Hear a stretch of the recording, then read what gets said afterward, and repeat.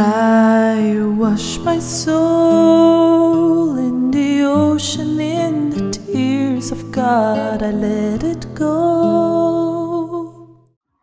Welcome to your 2021 video horoscopes with me, Lada from Astrolada. Thank you so much for choosing me to be astrologer for you for the year 2021. And what can I say? Just a quick summary. I'm delighted to say that 2021 will be way easier than 2020. You remember 2020, if you saw the videos that I created for 2020, I warned everyone this will be one of the toughest year ahead. For 2021, the action is moving from the cardinal signs like Aries, Capricorn, Cancer, and Libra, who had it the hardest, whether it was their ascendant, sun, or moon in 2020.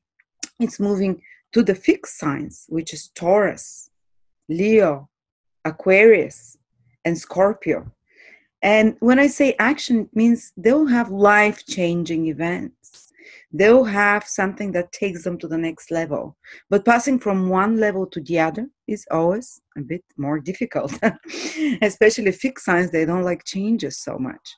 But again, it will be, I promise 2021 will be way easier generally for the world and each one of us. Just a few people will be a little bit more tested. And 2021 is when a new age for humanity starts, generally speaking. This is when Saturn and Jupiter start their new cycle for the first time in almost 800 years in an air sign. I mean, they kickstart this 200-year period. They met in the 80s in an air sign, but the last time they met in Aquarius was 1226, something like that, 800 years ago.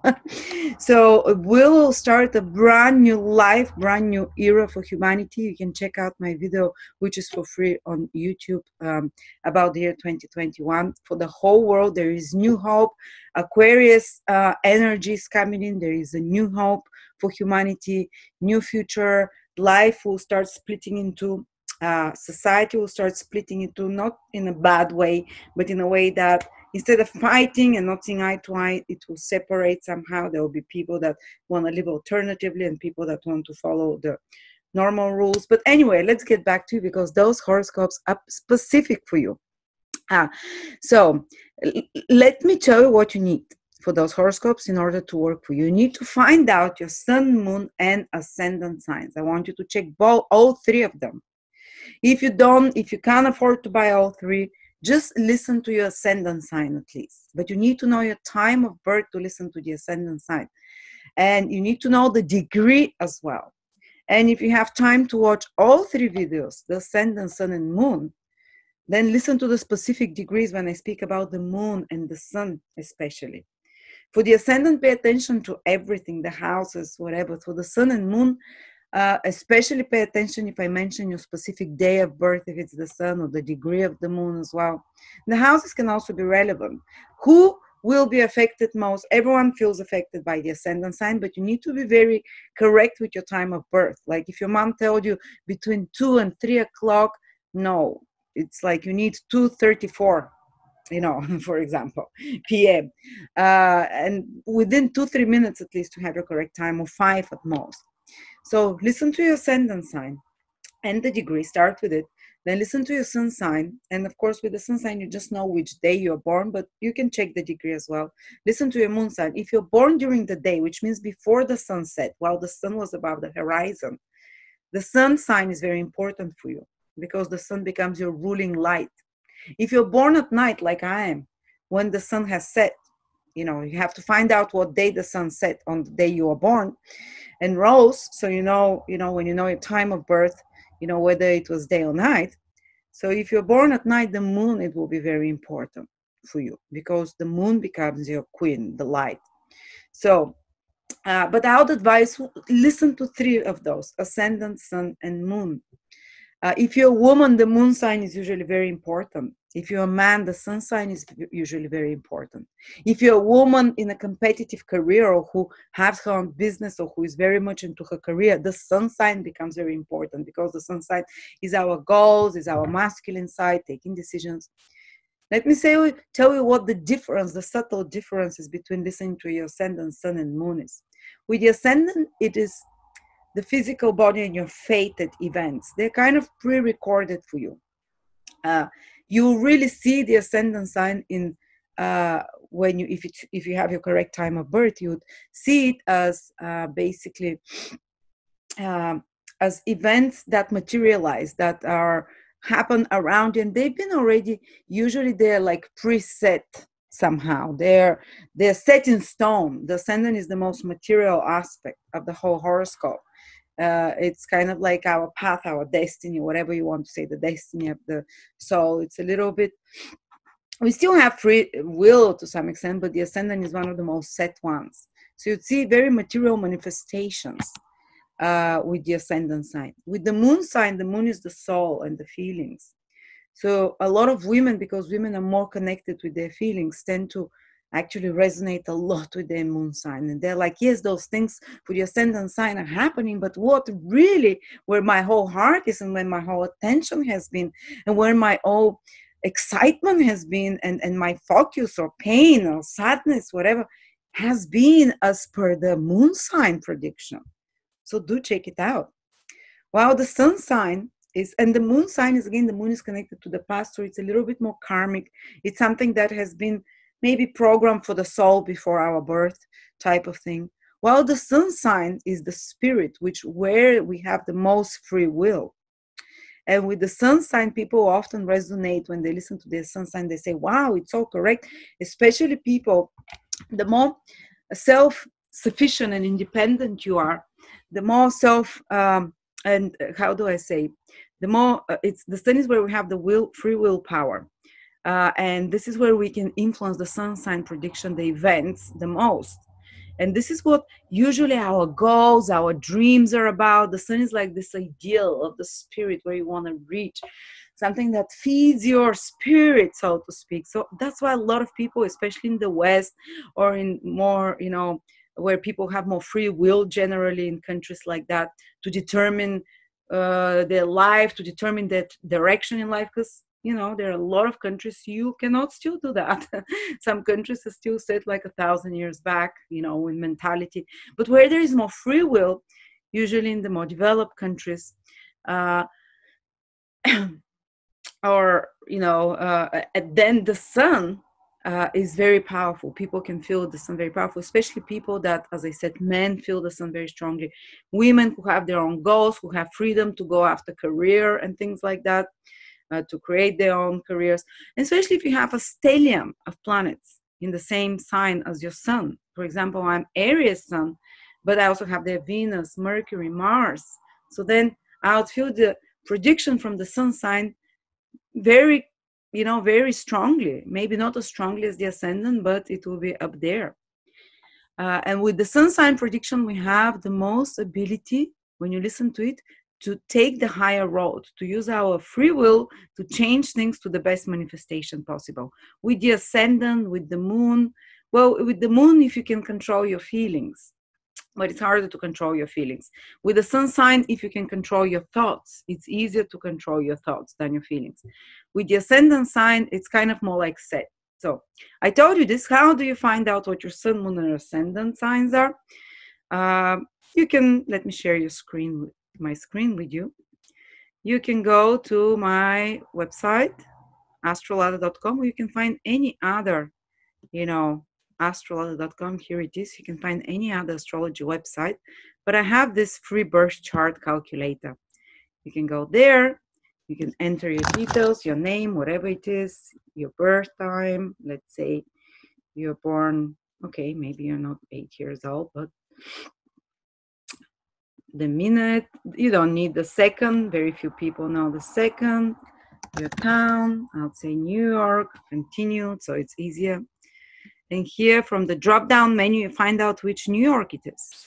Let's say there might be New York in Texas, Henderson, okay? Let's say I was born there. And this is what you get. It might look like alien, alien stuff to you. But all you need to do is go here, planetary details. And I want you to take those first three, ascendant, sun, and moon. You see those three. and write the degree and the sign. So this person that I invented has the ascendant in Taurus at 24 degrees. Don't look at the second number, the second row. These are the seconds. So just round it up, 24 degrees Taurus. The sun is at 16 Aries. Usually everyone knows their sun sign. This is the sun sign is the same, every year at the same time.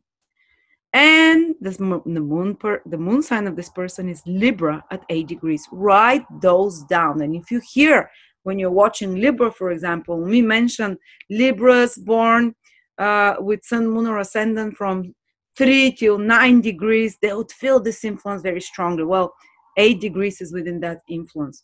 So pay attention what I'm talking about. You're going to feel, especially when I give specific degrees or days. If you're using for the moon, it will be a degree. And you hear your degree or that it's within the range, pay attention to that. You're going to feel this big time. The same with the sun sign, but with the sun sign, I also give the day you were born. For example, people that have degree at 16 Aries, they're born around the 4th or 5th of April. Every year is the same. The ascendant, I'll give the degrees again. So if I say if you're born Taurus, for Tauruses who have anything in degrees from say 12 to 26, and this person has a 24 degrees in Taurus, you will feel this influence, and so on and so on. If you don't hear your degree, just listen. Start with the ascendant sign. The whole prediction for the ascendant sign will, the houses. Then go through the sun sign if you're born during the day, the moon sign second, or a second if you're born at night, especially if you're a woman, and end with one of the three and listen to the three of them and see which one you resonate the most with. See which one makes the most sense for you. Watch it again in the middle of the year, towards the end of the year. And you will figure out which planet actually is very strong, but always the ascendant is so important, guys, if you know your time of birth. And because anyway, I cannot fully give you specific reading. I just look at the whole sign, the whole Taurus I'm going to be speaking, or the whole Gemini. But there is a way for you to be following daily your personal transits like no one else in the world has them. It's again on the website, Personal Transit Calendar. You go there, you register. I already have an account. 50,000 people are using it, I think, already. For free. It's weekly, it's for free, but nowhere else in the world are you gonna, and I show you how to use it here. There is an instructional video how to use the transits, but here you put your details. You can put as many people as you want. You're gonna get free for them, or you can buy, you can buy for a year transits or for a month transits. A lot of the people that are subscribe for a month at a time. And you can just watch your specific transits here. They come out. No one else in the world will have the same transits as you on the same time, unless you have a twin born at the same place, at the same time, at the same minute as you. Otherwise, those transits will always be different. And you can go through each day of the year and see which transits you have. And you click and you read, and that will, you don't need my videos. But in those videos, what I strive to do, because a person has so many transits throughout the year, look at that. This is just for 1 month. So many transits. How do you make sense of them? In those yearly videos, this is what I help you do, especially if you watch them for your ascendant. To a lesser degree, sun and moon, but they're still relevant. And I give you the bigger, fuller picture, instead of like separate, you have like, for example, look how many transits I'm currently having this day today. And, so, which one, but I give you like a summary of it, like wrap it up. All right. There you go. I think we're ready. If you have written your sun, moon, or ascendant, let's dive in. But before that, just a little quick prayer for God and to bless the year 2021 and to protect anyone. So, dear Father, Mother, Creators, dear Jesus, dear Mary, Buddha, Allah, whoever Whoever has their higher power from whatever place they're praying in the world, turn towards your higher power, to the angels, to the exalted beings that are taking care of humanity, that are selflessly helping us every day, our guardian angels, our departed beloved ones. Thank you so much for protecting us, for keeping us sane during the year 2020, for raising our consciousness collectively during that year. And I ask you for this new age that starts from the year 2021, from this brave new world. Let it be tilted towards the positive. Let the balance go towards the positive. Let more and more souls wake up to the divine love, to brotherhood, to peace. We're entering the age of Aquarius full speed from the beginning of 2021. May God, your desire and your plan for the world be fulfilled through each one of us. May brotherhood, love, equality, fraternity come, compassion between each other rather than separation. And let everyone who is watching this video find out the most important information for them, reach their heart, reach their soul. Let them connect with the information that is most relevant for them, and let them be prepared and help them through the path, and help me be a good channel and a good channeler of your wisdom, of your knowledge, so I can connect the people with the right inspiration. Amen. All right, let's start.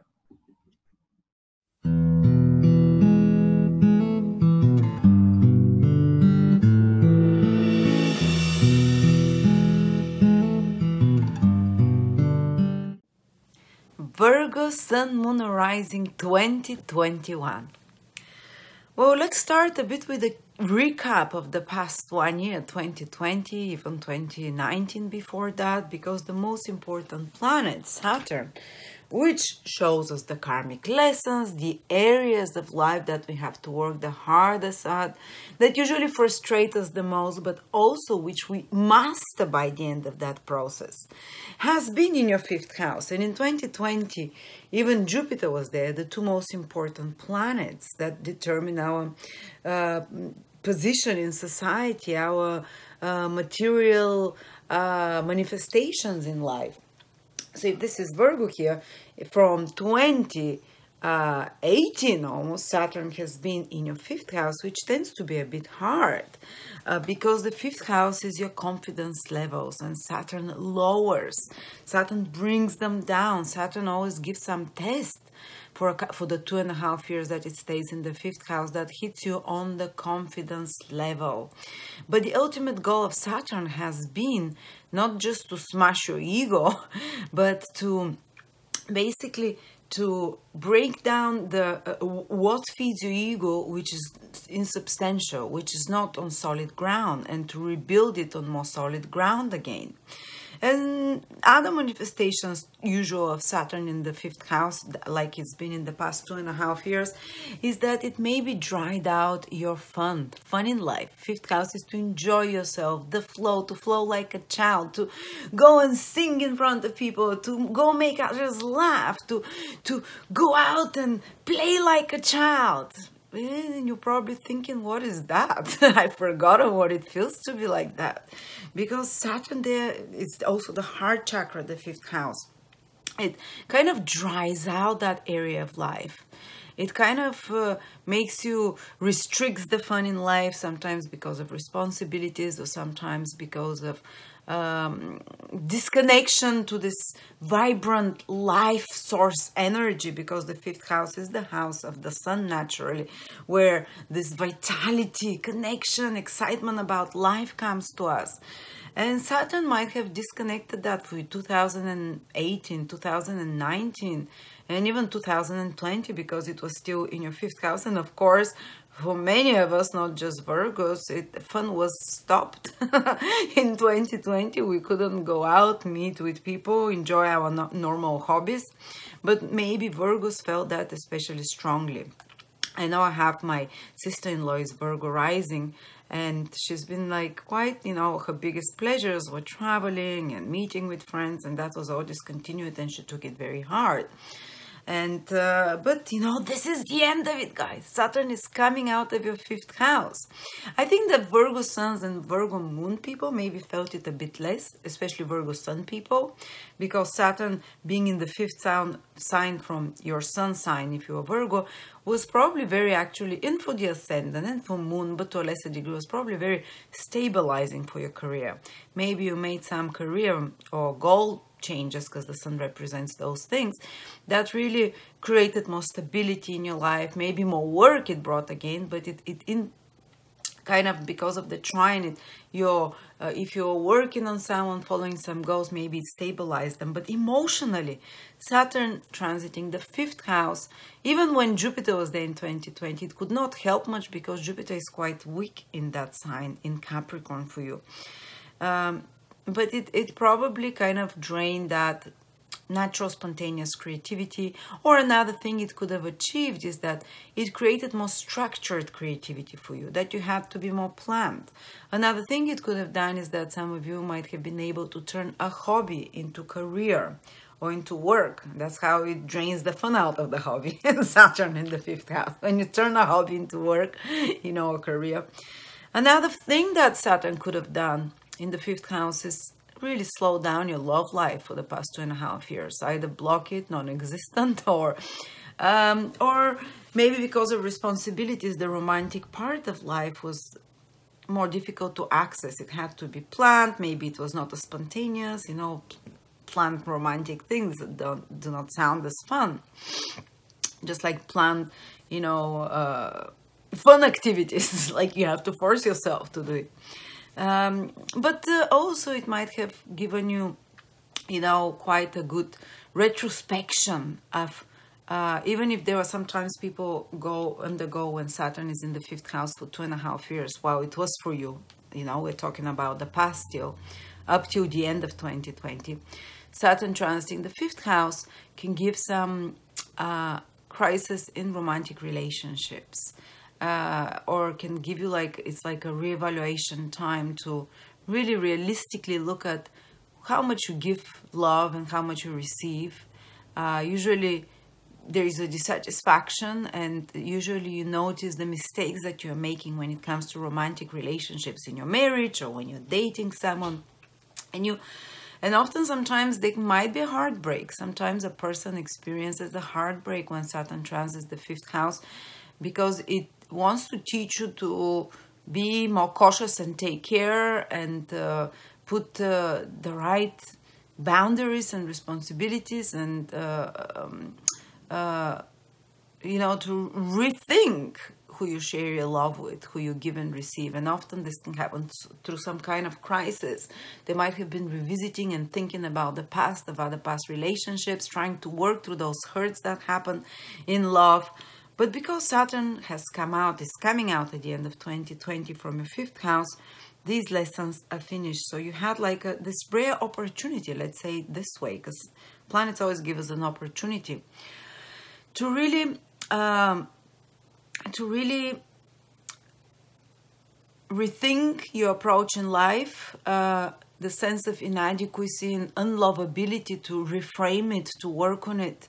If you have, especially Virgos, they have naturally Capricorn in the 5th house. They naturally have a bit like a awkwardness when it comes to romantic experiences and going in the flow naturally with fun and enjoyment, you know. And Saturn intensified this one, but they often have some kind of an inadequacy about their self-esteem. The 5th house is your self-esteem, the inadequacy of how lovable you are, how you know, just like a child, you know, this is the house of children as well. And children often, when they're born, initially they feel like they deserve all the love in the world. But when Saturn transits this 5th house, you might feel like disconnected from it. And it made you reevaluate and hopefully learn to, you know, the ultimate goal of Saturn in this 5th house is to ultimately learn that to just allow worthy, not quantity, but quality. Saturn, this is the key word, not quantity, but quality in your love life, romantically, so to speak, So you've worked through those issues. And to be honest, some of you might have had romantic relationships for sure, but Saturn usually brings older ones, or ones that are working very hard, or some kind of that might not have felt so spontaneous in love feeling, or maybe with some kind of a condition there, or that it develops slowly, you know. And fifth house is children. For some of you might have been delays with children, or some difficult phase your child was going through, or many responsibilities with children. That's another way. That's another possibility. But now those planets, Saturn and Jupiter, are both coming out of your fifth house. So all those lessons, this kind of hit on the ego and slap on the ego that the person gets when Saturn transits the fifth house and goes away. Usually by this time, a person has way more secure self-esteem based on way more realistic self-assessment, so to speak. And a person really knows much better what they want romantically by that time. When Saturn comes out of this house, they know much better. And you're going to start feeling from the beginning of 2021, like this heaviness has lifted from you, especially heaviness from your ability to enjoy life, to have fun, to flow, you know. And there's, you know, you're going to start feeling that you're much more natural, and that any obstacles to you having fun, any obstacles for you allowing your creativity to flow, any obstacles to you, or any heavy workload that was blocking all of those things, or any heavy self-doubts, this is also Saturn, that's blocking your access to romantic relationships, your sense of self-esteem, your sense of creativity, or your creative or fun activities, it will ease off. All those obstacles will disappear. You know, from 2021, I think you'll start being able to have more fun, enjoy yourself. But you have a new set of lessons to learn now, with Saturn and Jupiter moving together at the same time from the very end of 2020. And they'll stay almost the whole 2021 in your sixth house. So now a new set of challenges, but let's say not challenges, a new opportunity opens up for you to master a different area of your life. And what you're going to master now is what you're naturally very attuned to. Till now, the lessons were to master romantic relationships in the hard way, to master self-esteem, to master something creative and artistic, and relationships with children, you know, this fifth house activities. From now on, from 2021, actually for the next 2 years, in 2022 and part of 23 as well, while Saturn is in your sixth house, you're going to be asked to master the sixth house, which is naturally the Virgo house. So you're going to become more Virgo-like. You'll be like, how much more Virgo can I become? You'll see now. Actually, I think you'll feel quite aligned to those energies. I think it will be like being in your own waters because of this activation of the sixth Virgo house, even though it's in Aquarius, but the sixth house from any sign carries the qualities of Virgo, because it carries the qualities of order, self-discipline as well. And what you're going to notice, because I know there's still some messy Virgos there, you know, it's there's two things in Virgos. They're either very messy, but they still know where things are. There's some weird logic there, or they're very organized. So now when Saturn and Jupiter enter your sixth house, you get a bit more than that. You know, the organized ones, they would, you have to rethink everything, especially if you're OCD. You have to cope with those OCD tendencies and maybe have 2 years to kind of make them not so intense. And the other side, the opposite, if you're messy, not organized around your life, you'd have to master that, you know. And I've known many Virgo rising people. I don't know why so many come into my life, and they said that initially they were quite messy in their life, and then something happens and they become super organized and like that, you know, like the proper Virgo quality. And so they're not naturally born like that, many Virgos, but at certain period, and some of them were in their 30s, some of them in their teen years, some of them it's like very different. But one of those activating periods is when your sixth house is triggered. So if you're gonna start putting order into your life, and the sixth house is also about service and work. So Saturn and Jupiter are going to increase your workload. If you didn't have a job till now, if you are not clear about your work and employment, it's not going to be the issue anymore. If anything, you will get a lot more work with Saturn, which always increases duties and responsibilities. And it might feel a bit overwhelming even. And Jupiter brings new opportunities. So I think it's a huge possibilities for Virgos to get even a new job, because there is a new cycle starting in your sixth house that lasts 20 years.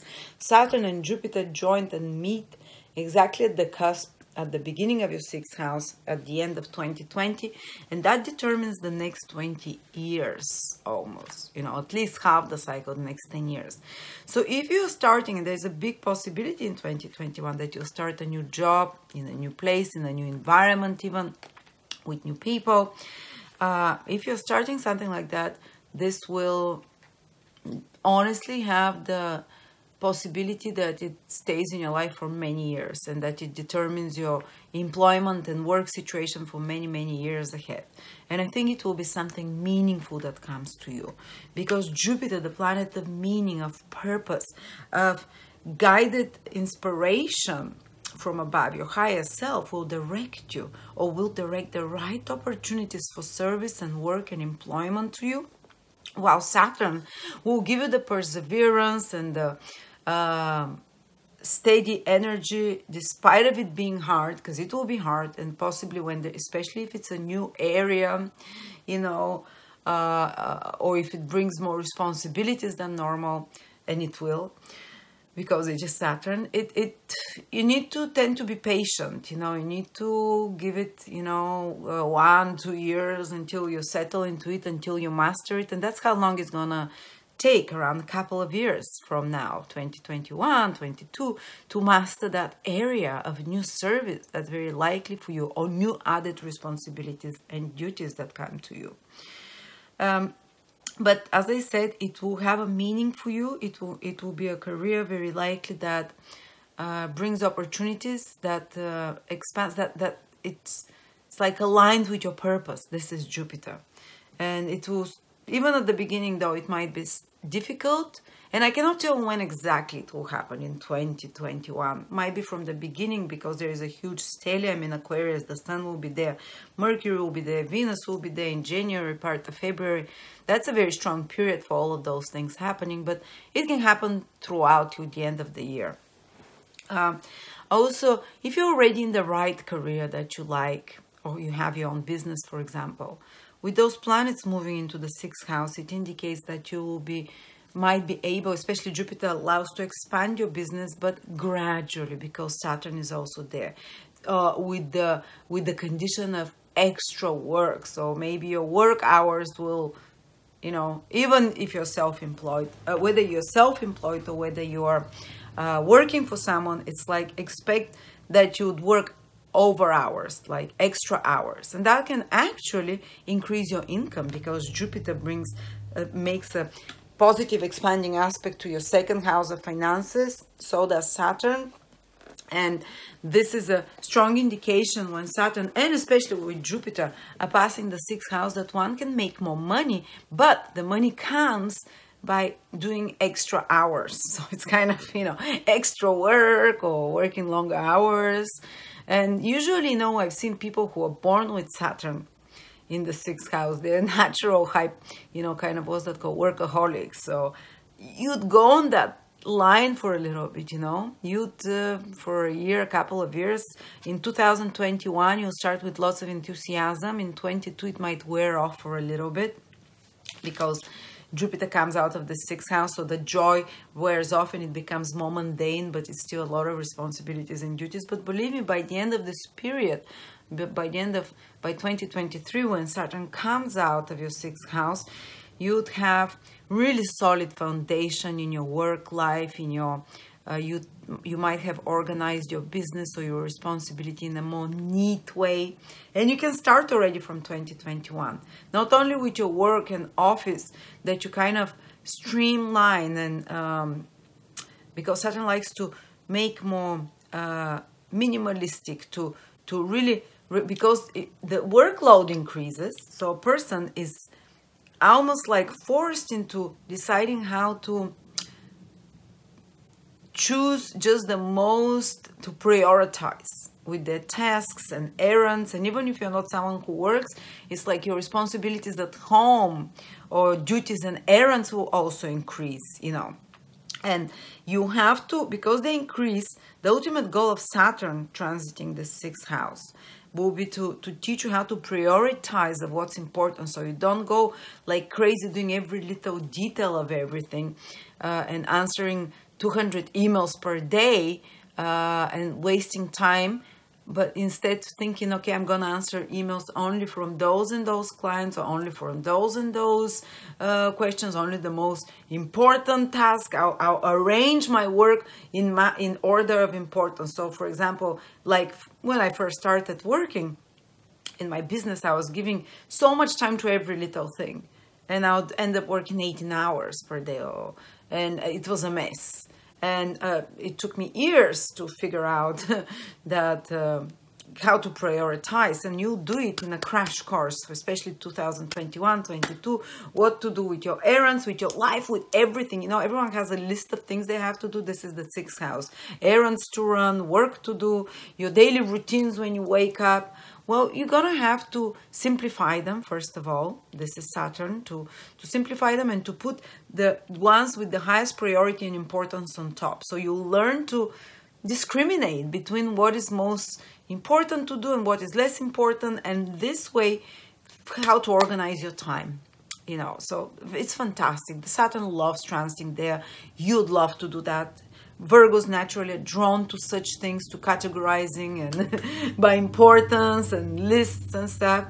I think you'll have a blast with that. Okay, it might feel overwhelming at the beginning with lots of work and responsibilities, duties, errands of some sort that feel overwhelming. And that's, you know, because Saturn pushes us to make changes by overwhelming us or by some blockage and some kind of difficulty.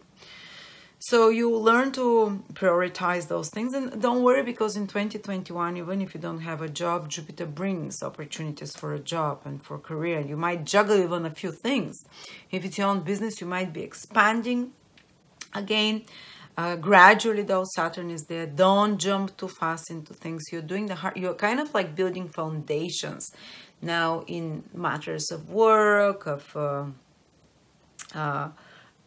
daily habits and routines, and Jupiter will allow you to bring new routines and new habits and new knowledge of how to do something. Maybe some task that you are doing, say you're an artist, some task or some technique you are doing, you might discover a new technique now of doing something, or you might discover software to do your business, to do your accounting easier, or software to do your payments easier, whatever, you know. It's kind of about rationalizations. No, how is it?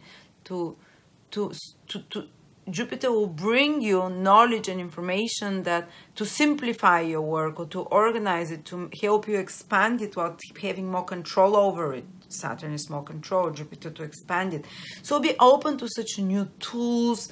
It's a lot about learning the 6th house. It's a Virgo house. Naturally, Virgo wants to learn, to organize, and to systemize, to make simpler, to make smaller. You know, it's very much about making smaller, not working, not just to work less, but to make it more practical rather than, you know, working smart, not hard. I think that's work smart, not hard. This is what you're mastering for 2 years ahead. And I'm not talking cut corners, but, you know, I was talking about prioritizing everything.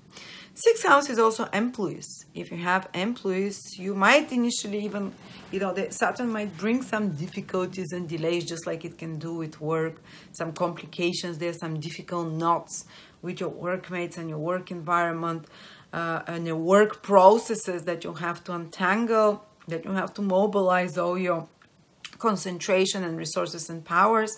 And the same applies also if you're having employees, say you're a manager or something, or you have your own business, or you're hiring someone to fix your house, or a nanny, or to clean your house. So, you know, there are different things to hire people about. These are the sixth house relationships with others. So you might have kind of more involvement with such people, heavier responsibilities around them, more engagement. You have to give them more of your time as well. But I think if people like that come into your life, they'll be quite good people, because Saturn is fantastic in Aquarius in its own sign. So it's not going to give people that are miserable, that will ruin your business, or that will create misery for you. They might be a bit more difficult, maybe initially, or because it requires you more time to teach them or to prepare them, or because there's more workload of some sort, or because they might be more difficult, less flexible initially. But these people will be very reliable. These people will be hardworking, and these people will be, because Jupiter is there as well, they can bring abundance of some sort. They can bring new ideas to you as well. But because of Saturn, some things, will kind of go slower, or certain problems will have to be solved. But especially such people that you hire, they'll be able to help you solve such problems, but it might take longer as well. Sixth house as well rules pets. So for some of you, if you have pets, this can be a time when there might be some problems with the pet, that you have to pay more attention to a pet, that you're more involved with the pet. But because Jupiter is there, there's protection as well. So, and Jupiter can also want you to expand and add another pet or something like that. But some activities connected to that are happening. Sixth house is naturally service. So all professions like military service, police officers, nurses, doctors, social workers, people that even in government who are like service people, like bureaucrats and stuff in government, they're all under the sixth house, nurses, doctors, So people in social, and also litigators, people that are dealing with conflict, because sixth house is the house of unresolved conflict, imbalanced situations, just like doctors do that, just like litigators and lawyers, in balanced situations, just like the military and the police officers do that. They always go in situations of imbalance, or situations that there is a conflict, or situations that there is some, stresses, or pollution, or difficulty. This is the sixth house. So all such careers, if you're in any of those careers, there might be even a promotion within 2 years, or there might be increased workload.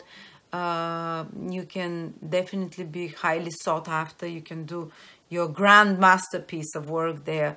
It's not going to be easy. Saturn is involved, but it's going to be rewarding. Especially you're going to see the rewards. I think possibly there might be a promotion in 2021 there as well, because of Jupiter being involved to manifest that sixth house of service. I think you'll do some of the most important work you've ever had to. Maybe you have more clients if you're doctors, more patients, more assignments if you're in the military, and so on. You have a lot of things to do there. You are not going to be sitting, on your hands, wondering what to do. But sixth house is often work that, that can be extremely like paying karmic debt almost, because it's one of the other meanings of the sixth house is to pay a debt. And we pay them by servicing, by giving service to those we've hurt in past lifetimes, or those that helped us in past lifetime. And you might honestly feel very drawn, either consciously or subconsciously, you might get drawn in such situations where you have to help someone that is in need. Sixth house rules any people that is in imbalance situation. It might be a friend or colleague, or just random people that are, that are dealing with some problem, mental, psychological, physical, emotional, financial, that are in a blaming mode, or in a victimhood mode, victimization. This is the sixth house. And you might be called to really help such people. You might get involved with such kind of people with a lot of inner critical self-talk or victimhood mentality. And that might be frustrating from time to time. You can't fix such people overnight. You can't solve the problems of the world, even though you might feel called to do something about it when Saturn and Jupiter transit in your sixth house, especially with your heart of service and wanting to help everyone. The beautiful Virgos that you are, one of my favorite signs, the most loving people, the most humble, kind people I know are often Virgo. And they have some with their big mouth that are quite critical, but inside they're such loving, kind people. They do it always because they want to help others. But you might feel even called to become Mother Teresa. And you might feel called like to save others and to help others in such kind of distraught situations. And, you know, if you feel this call, it's maybe you have to do it. Maybe this is how you're paying your karmic debt. Maybe this is how you're helping someone who's helped you in a past life before. And it's almost like you're put in a lowly position of a servant to another, in a lowly position of helping someone. But, you know, like the Bible said, the last will be first, the ones that serve will become... here on earth will become the ones that are being served and so on. So you're doing your karmic, you're putting, let's say, karmic points for the good place, not only for the good place, for your life ahead forward, because Virgo's fortune in life comes when they follow the Virgo energy. They align to their path in life and they start attracting good things when they give service to others and help those that are in imbalanced situations. And if you're already in such a career like a nurse, a doctor in the military and police, you're already doing that. Most of the people, you know, they're batshit crazy people that would harm people they're supposed to help. But like, let's say 90% of people that are in those careers are doing the best they can to help their clients, to help their, you know, whatever, their patients. But even if you're not in any of those positions, you know, you just feel called to do more, to work harder, to help others. And it's not like just giving them an ear or shoulder to cry to. You'd want to go and do some practical steps for them, you know, to bring them some clothes or to to take your friend for a run if she's just broken up with someone and just wants to go and drink. And let's take you for a run. Let's do something, you know. You're going to be there like this kind nurse to others, you know, doing your thing. And I would advise Virgo never to run from such responsibilities, especially now for the next 1 year, the next 2 years. You're putting in karmic points, you know, in your bag. But of course, don't overwork yourself, because the sixth house, another meaning of the sixth house is health.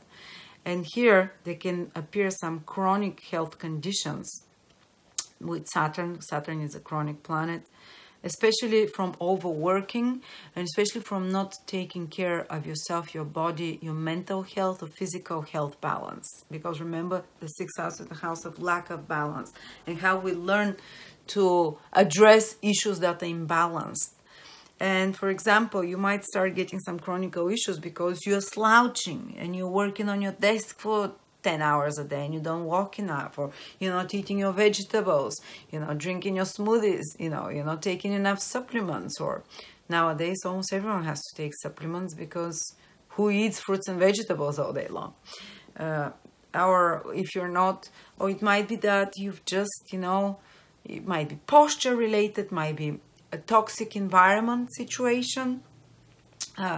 So it might be a time when you have to resolve, but again, it's not going to happen fast. It might take 2 years to resolve, or 2 years and some time to resolve some toxic situations. Sixth house is pollution. There might be pollution in the air or Wi-Fi pollution.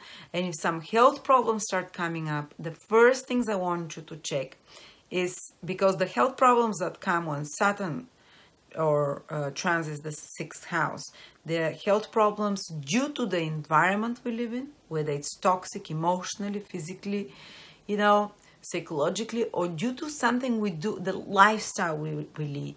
It's not some hidden illness that's genetic, that gets unlocked suddenly. No, this is something that is due to your lifestyle. Even if your mom had it, your grandma had it, and you're saying, oh, we're diabetics because of, you know, my grandma was. No, it's, if something flares up as a health problem now, this is because of your lifestyle. And it might take long time work, 2 years.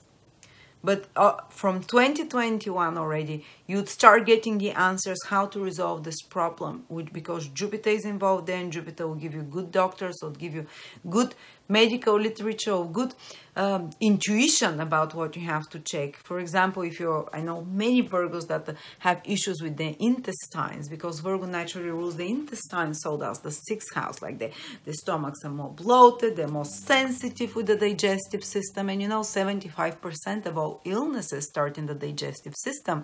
Even the mental health balance starts from the digestive system. The stomach produces the serotonin and dopamine even more so than the brain does. The stomach produces 90% of the happiness hormones, like we thought.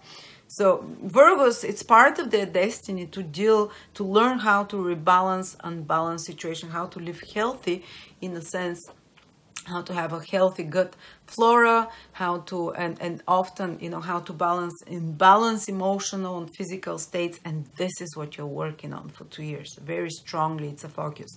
And again, I'm repeating, the issues that come now, you can fix them with a life change, with a lifestyle change. And it might not happen so easy from, you know, it might take 2 years to fully implement again this lifestyle change. But eventually, all the Virgos that I know, they start with health issues and they end up being the healthiest people I know, because they go into, you know, they try different eliminating food groups, and they end up eating very clean food. They end up exercising regularly. They do it for health and balance, not for vanity only, mostly. And usually, I notice a lot of times Virgo, Sun, Moon, or Rising people, they'll be like, oh, they'll be complaining from health, a bit hypochondriac, and you think like, oh, those people will die in their 30s and they end up living till their 90s at the end, you know, because they've been taking care of those, you know, because those things, they feel them much more. Any kind of, you know, if you're a Leo, strong Leo, you just like...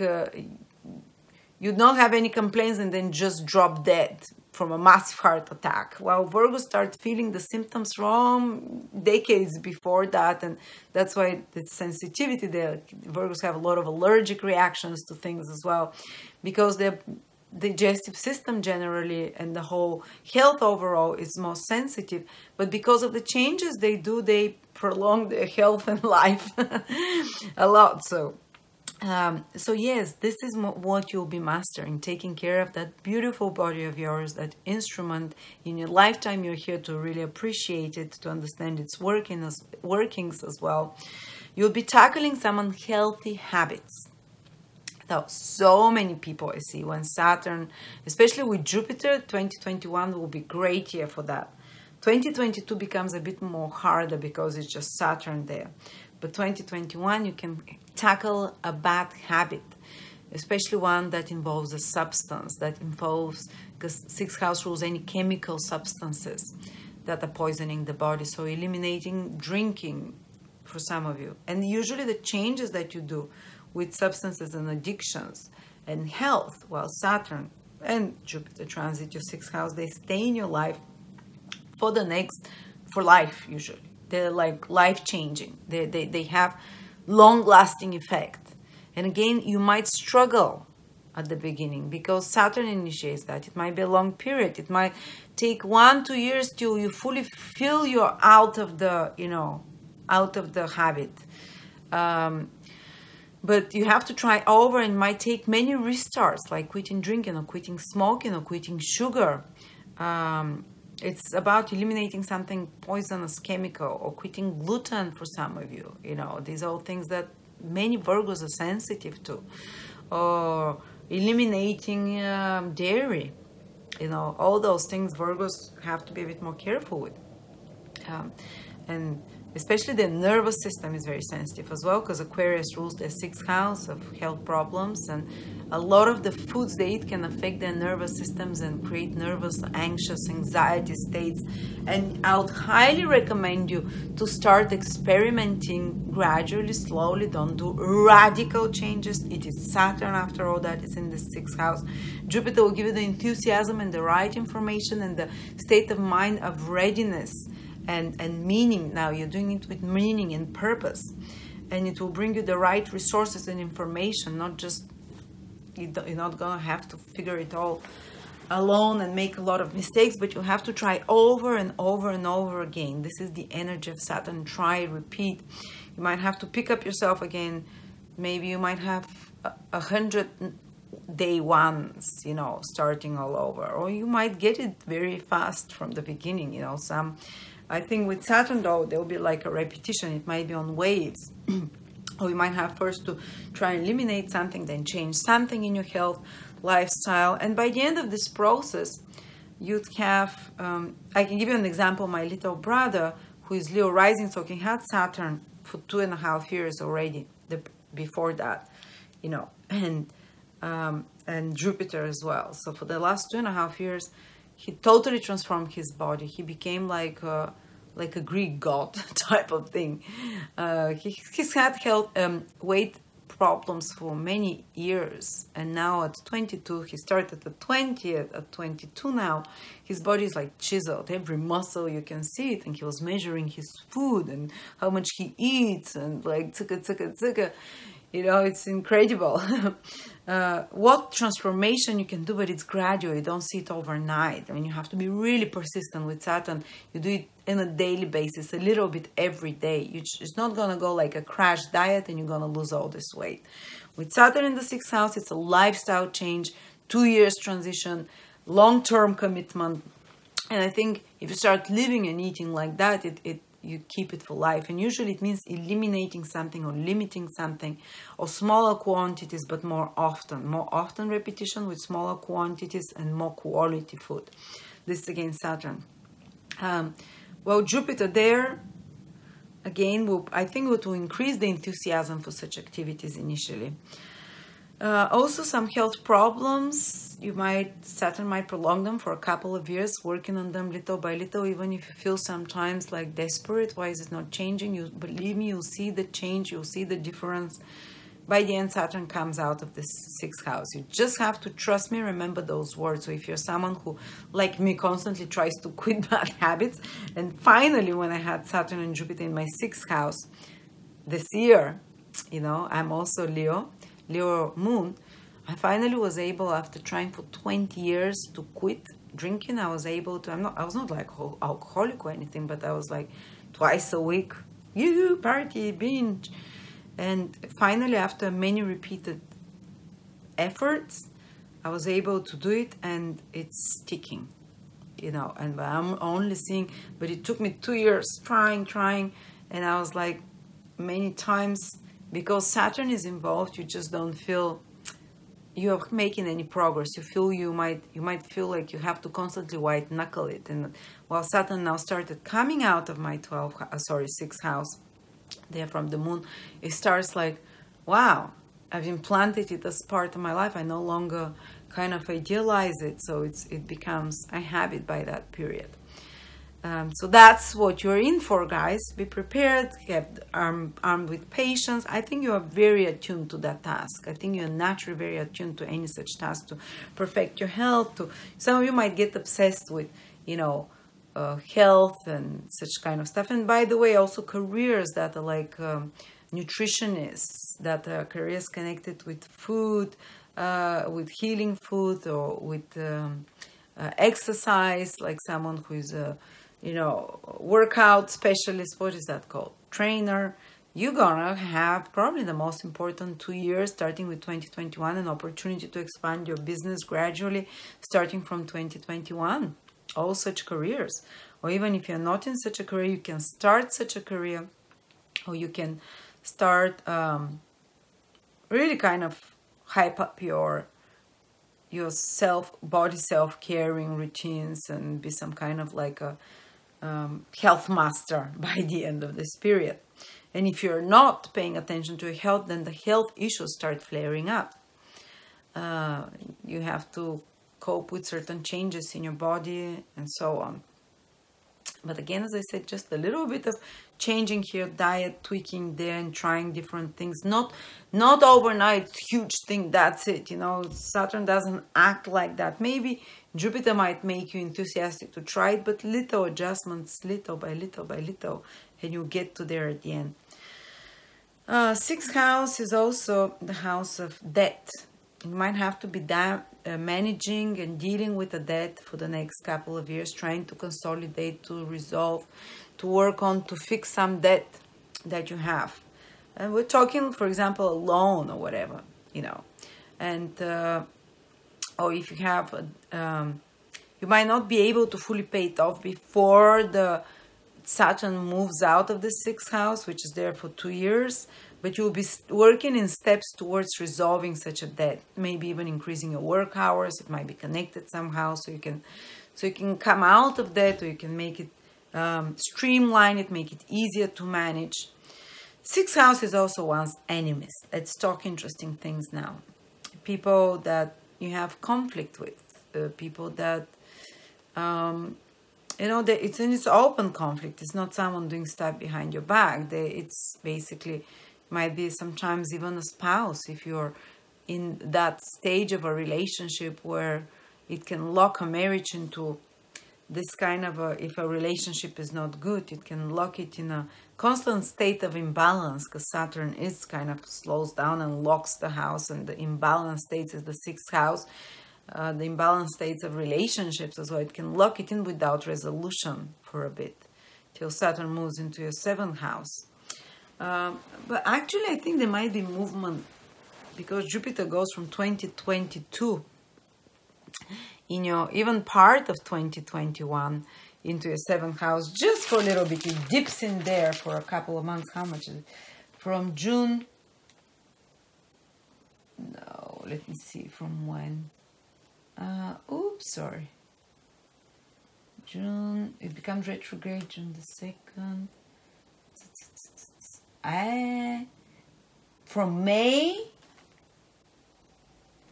Jupiter enters Pisces, your seventh house, so they can be resolutions to relationships from then on, but only for a little bit. It dips there, and then in June the 20th it becomes retrograde, and then it enters,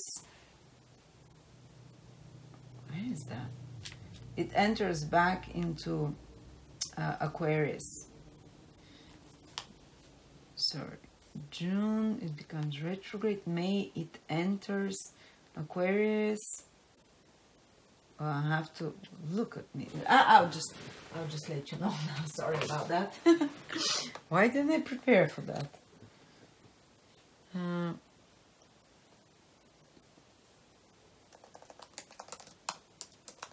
Sorry about that, guys. I want to tell you because there'll be an opportunity here for relationships as well.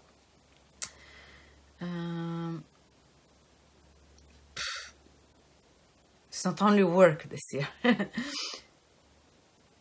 It's going to be also some important relationships that happen. All right, so Jupiter comes out. So basically, from May the 14th, Jupiter is in your seventh house till the end of July. From May the 14th, so 2 months and a half, basically. 2 months and a half in the summer for the Northern Hemisphere. Till the end of July, Jupiter is, so till, I would say, I'll give you the exact date. Till 29th of July, Jupiter is in your seventh house. And those of you who are the first 3 degrees of Virgo might have some very important developments in relationships. They can meet someone very important in this period. What would it mean if you're born basically the first 3 degrees? So 0 degrees Virgo, 1 degree, 2 degrees, and 3 degrees of Virgo. Those 4 degrees, 0, 1, 2, 3, and 4 degrees of 0, 1, 2, 3.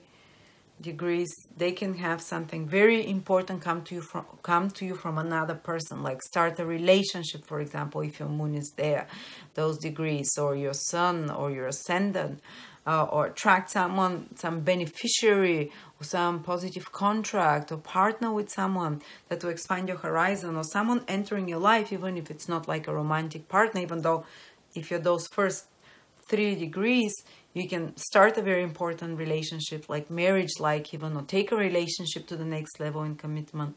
But but it might be business partnership, it might be just someone who expands your horizon, that comes into your life, makes you see a bigger opportunity, a good counselor, a good advisor that explains to you things, that makes you, that brings more faith to you, that brings more optimism somehow. But these are only very small number of Virgos that will feel it. Only those that are the early born, let's say the first 4 degrees, so possibly if you're born the August born Virgos, if it's your sun, 23rd, 24th, 25th, 26th, kind of August. But Jupiter enters your 7th house, dips in for a little bit, and it will be fully in your 7th house in 2021. So you'll see, this is when a lot of Virgos might get married, or they might create business partnership. Their businesses they can attract more clients from then on. But for now, most of the time, Jupiter is in the 6th house, helping you work and master those 6th house issues that we're talking about. Those 6th house matters, resolution of health matters, starting some service, new career, new job, new mission of service, or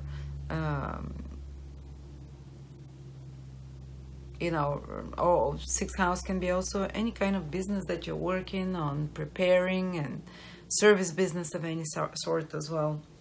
Any kind of work is the 6th house. So that's a huge focus there, these material matters that you're trying to sort out, and that they give you meaning and they anchor you. And for some of you, for a little bit, there is like this possibility of relationships happening as well.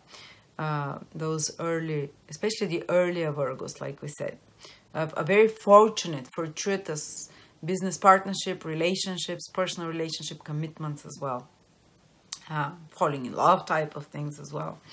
And the 6th house is also the house of, your enemies who are talking, any competitors or enemies. Well, you'll outlast them, because Saturn is there for the marathon, for the long run. If they're sprinters, you're a marathon runner. And even if you think they're getting ahead of you, so what are enemies? People you're in court case with, people that might be your workmates, but they're competing with you or something like that. It's like open ones that you openly know that you're not in friendly terms, that there is imbalance there in your relationship. It might be even some friends that you think they're, that are open enemies for you. They're not really friends, frenemies. But it's nothing hidden type of thing.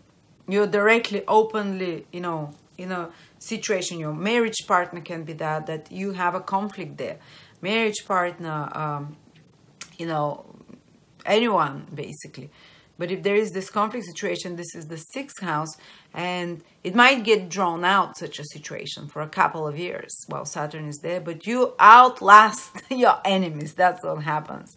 They'll kind of give up by the end, and you're there, and that's how you win, because Saturn in the 6th house helps you win with your enemies by tiring them out.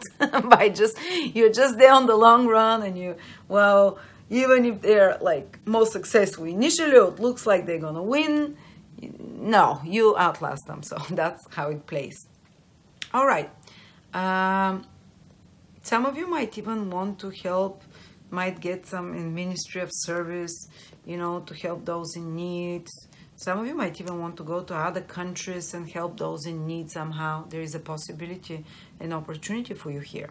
6th house is also the house of fixing problems, and also careers, saying like an auditor or an accountant, or someone needs to, someone who needs to categorize things, to organize things, to see where a problem is stemming from, finding a problem. So you might be like a business consultant that a company hires you and says, can you tell me how do I make more profit? There is a problem here, or we're going to close the company, something, and you have to fix the problem. Problem fixers is the 6th house. So if you're in any such careers, wow, you'll be super busy for the next 1-2 years. There might be even some promotion for you, but with extreme, with extra, way extra workload for you. All right. So a lot of things for the 6th house, you know, and then, as we said, it dips Jupiter those months, May to the end of July in your 7th house for a little bit. So you can expect some positivity, good things coming through your relationships with others. I would say all Pisces, but especially the August or the early Sun Moon degrees. Then we have to look at the nodes of the moon, of course. Well, we have, guess what houses they're activating? Rahu is in your 10th house. It's another career house. But that's like a mission. So I'm seeing a pattern here, guys. 2021 is when you really take it up a notch, when you really rise in status. You'll be doing a lot of hard work behind the scenes. You'll be working like a slave there, but you'd get recognition as well, because Rahu, which magnifies whatever house it passes to, it gives material manifestation, and sudden rise in this house is in your house of social status. Well, some of you will get promotions, especially if your rising sign is Virgo. It's very strong with the sun, second strong after that. The moon is not so much connected to career usually.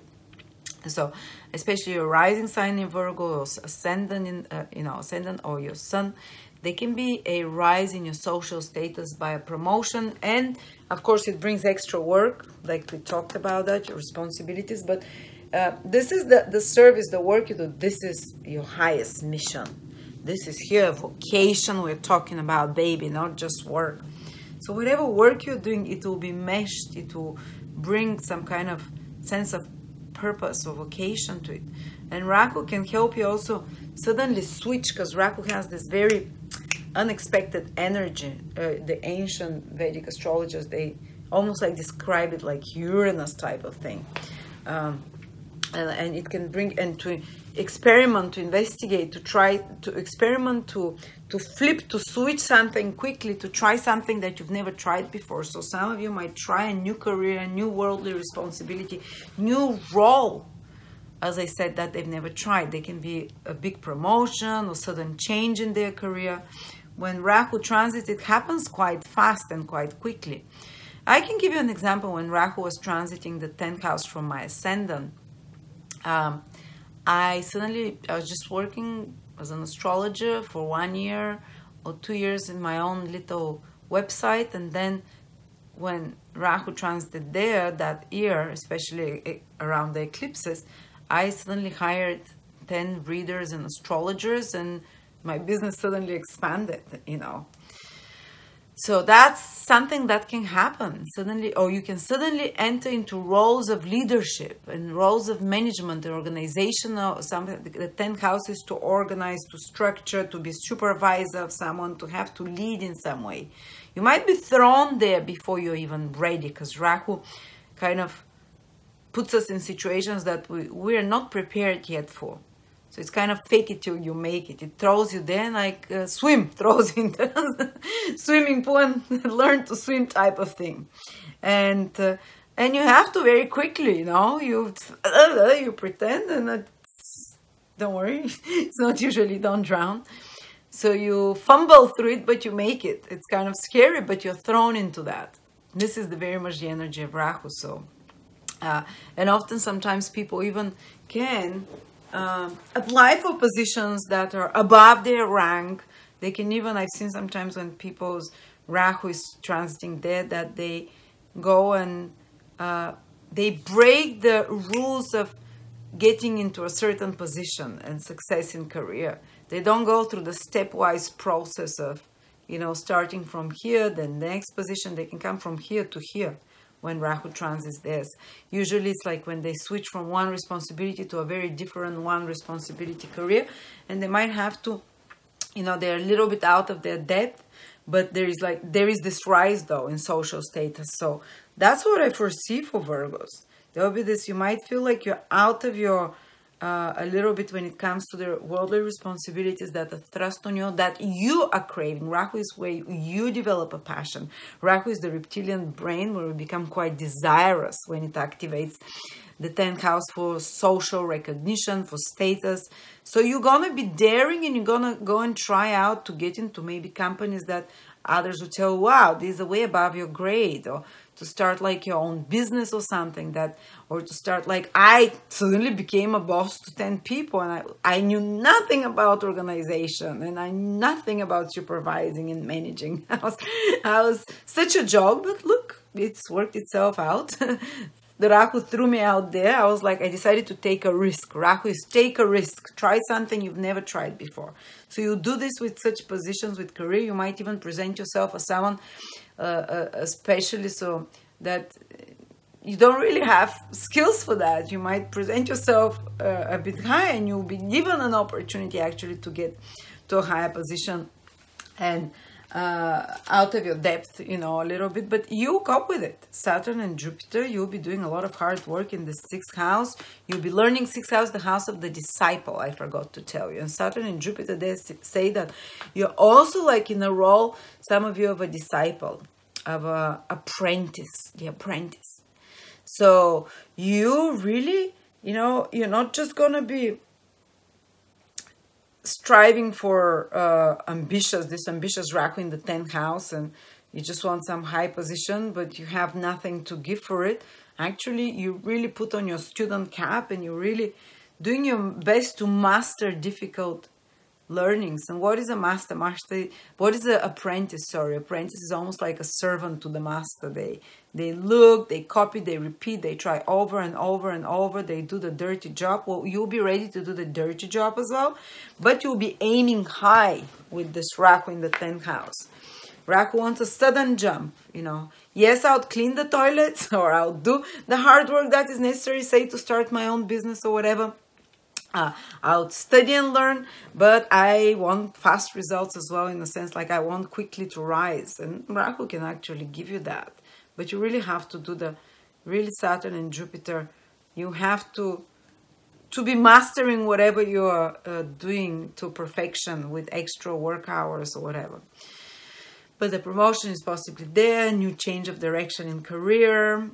That's for my friend Vili, who is Virgo rising, and she's just been saying, I want to work, but I don't know what to study, and I don't know. And I said, Vili, you'll figure it all out. You'd figure out, 2021 is your year for such things, for meaningful work, for getting ahead through career or business, or your personal, you know, becoming your own boss, or type of thing, or just some kind of promotion and being noticed. Also, if you have a boss, Rahu, it means that there might be a new boss, Rahu, or there might be someone, the new rules that in your career, especially that integrate like new technologies. Especially Rahu rules anything online, anything that is innovative. Rahu in Vedic astrology rules internet and any kind of contraptions made by humans, especially the newest, the cutting edge ones. That's why Rahu is a bit like Uranus, you know. And so any scientific innovations and stuff. So you have this year, guys, if you want to be on top of your game, and you will, there will be opportunities exactly for that, to incorporate like very new strategies in your career, new technologies, something online, you know. It's whatever you're doing, something online, or you might have to learn some software or whatever. People that can have great success if you're in trading, if you're in something online. Rahu really gives the material manifestation of the sign and how it is passing through. So it's passing there, all such things can happen. And anyone, you know, you can have sudden rise in such Rahu connected careers. And there can be some authority figure in your life that is kind of Rahuvian, that is foreign or quirky or very progressive, modernistic, a modernistic style of leadership that is introduced as well, innovations type of thing. But at the same time, Rahu is always opposite the south node, Ketu. And Ketu, it's like an axis. They're not actual planets. He's in your 4th house, Virgos. What does it mean? Well, because you're so drawn into this achievements, worldly achievements, getting out there in the world, even if you don't want to get out, the universe kicks you out there in the public eye, the 10th house, to do things, to be useful to the world, to do things that are noticed by others. So, you know, worldly responsibilities and career stuff, taking over the world. Well, because your passions are there, what it detracts from is your family and personal time, the 4th house. You might feel either less connected or less interested in such things, or you might just, you know, kind of a bit disconnected from your family or a bit disconnected from your emotional needs because you're out there to conquer the outer world. This is what you have to do, especially Virgo rising people. Second is Sun in Virgo. The moon not so much. With the moon, when the south node transits the 4th house, they can feel a little bit disconnected from their feelings, from emotional disconnection from family. It can mean change of place of living when Rahu transits the 4th, south node transit the 4th from the moon, letting go of one place of living, going to another, letting go of a parent. And for the ascendant and the sun as well, there might be letting go of a parent or letting go of a parental responsibility of some sort, or completing some responsibility towards a parent or in the family, letting go of a house. And there might be the need even to change place of living for some of you because of career changes that are happening. Rahu Day might be promotion or whatever. So the home environment can change as well in some way. So yeah, this is the south node in the 4th house. It's what can happen though is you forget to take care of your emotional needs and nurture yourself emotionally because of that south node in the 4th house. So yeah, but maybe that's what's needed. You know, just remember this is a possibility. They can also sometimes, Rahu and Ketu, on the axis of parental axis, there can be some changes with your parents in the life of your parents, for example. I'm not saying something extreme will happen, but because eclipses, especially if your ascendant is in Virgo, eclipses happen on the axis of the 10th and 4th house, and eclipses can indicate something with parents, the ending, the start, you know, the start of a new chapter in their life, or in your relationship with them, or sometimes it's ending of some parental figure relationship with them, or their physical life. But again, it's way rarer. And especially, you know, the eclipses are happening. The first one is a lunar eclipse, total lunar eclipse. And it's happening on May 26th, and it's in your 4th house. And that might be the completion of some home project. So the whole, maybe think of it, you know, it's happening on May 26th, but you might feel it a month before and a month after. So around the spring, the lunar eclipse in your 4th house, it's about completion, ending something, about home, family, parent, place of living, responsibility of parenthood, property.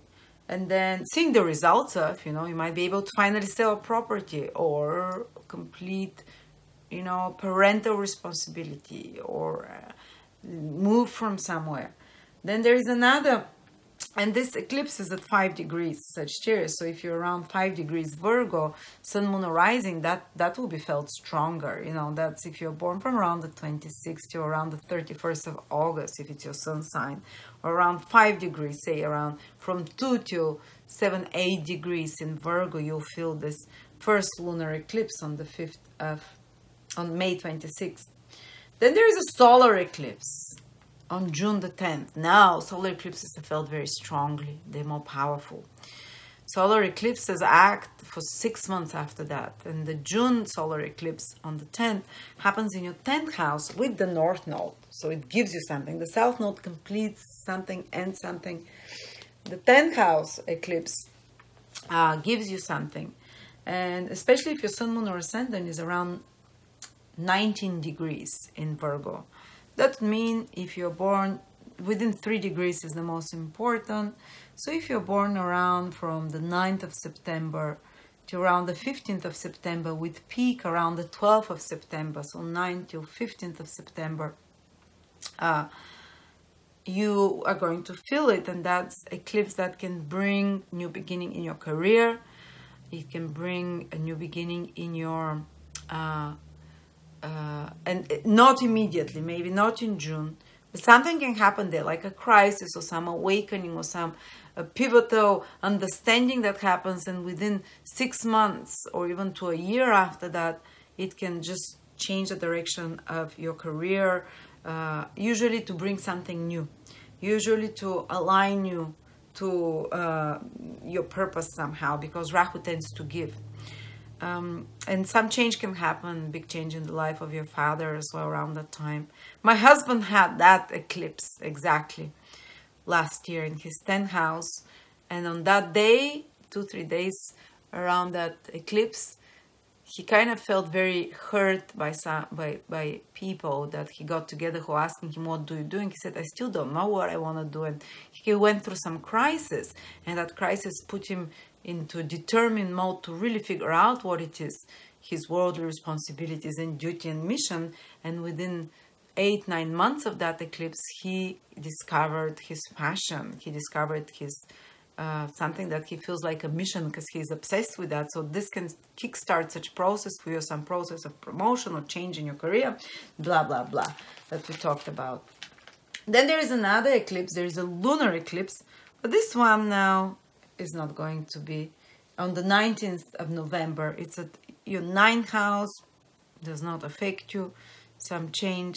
This lunar eclipse, it's lunar eclipse with the North Node in Taurus. That's more like in your 9th house. So November, there might be some possibility to fulfill a trip, a foreign trip, a course of study, maybe a month before already, October, November, December, you know, those months. A trip, a foreign country, place, you know, some relocation in foreign place, or some to resolution of some legal matters or documents of some sort, or some academic achievement, or take some crash course, or complete some crash course, or complete or see the results of some educational project, or some teaching project of some sort. Some change and shift of your spiritual perspective and outlook on the world. And then the last eclipse is a solar eclipse in your 4th house, new moon eclipse, new beginnings with the South Node in December 4th.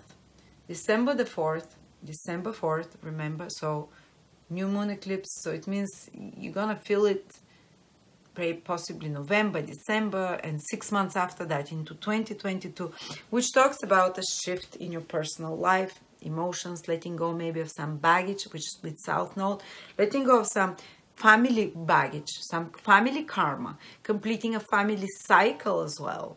It might be psychological, that you disconnect from something from your family that's been dragging you down, that's a repeated pattern, that's not good, or investigating something deeply in the most spiritual way about your roots as well.